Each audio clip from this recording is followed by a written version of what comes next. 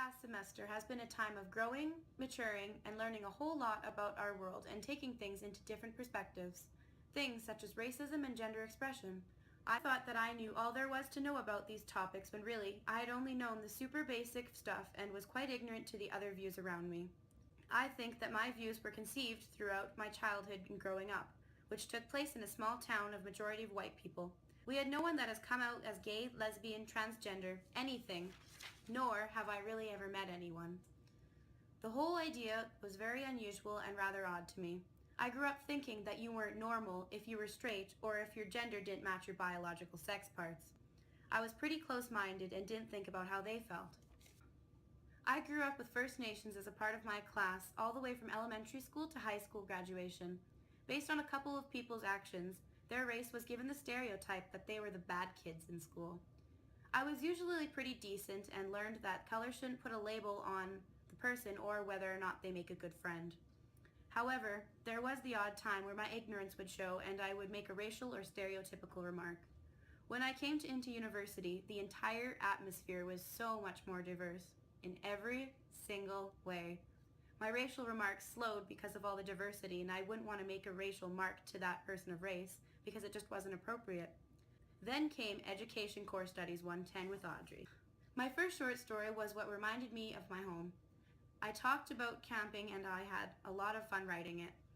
My second story was written about what it means to be Canadian, and I wrote about going to an NHL hockey game and the stereotype that hockey is Canada's game. Oops. I fell under the normative narrative stereotype for thinking that your typical Canadian says sorry too much, goes to Tim Hortons, loves hockey, rides polar bears, and lives in an igloo. When someone says Canadian, I didn't think of First Nations who were here before us. I thought of white people in toques and snowshoes and plaid. My third story required a little more thinking. We talked about the first time we remember seeing color. Of course, I talked about my First Nations classmates. I was in third grade and I had already set in my mind that white people are the normal race. Yikes. My final story was about gender. This one really hit home for me, discussing my constant struggle as a child to fit in. I learned that there was so much more out in the world, with other people having to pretend they're something they're not. Having Laura come in and talk with us was probably my favorite thing we did in class.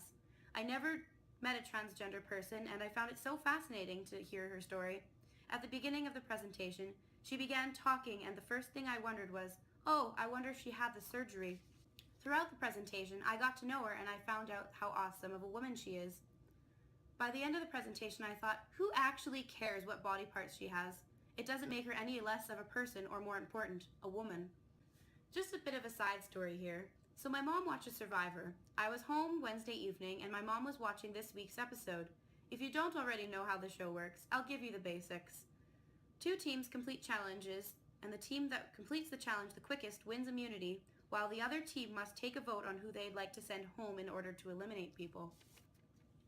When people know they are going to get eliminated, they will say literally anything to make their teammates change their votes. This one guy was certain that he was going home, and at the voting ceremony, he was trying to show how secretive and tricky another player was, and was trying to convince his team to vote the other guy out instead.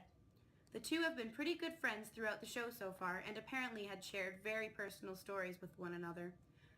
The man on the chopping block was so worked up that he shared to the entire world a personal story of his friends.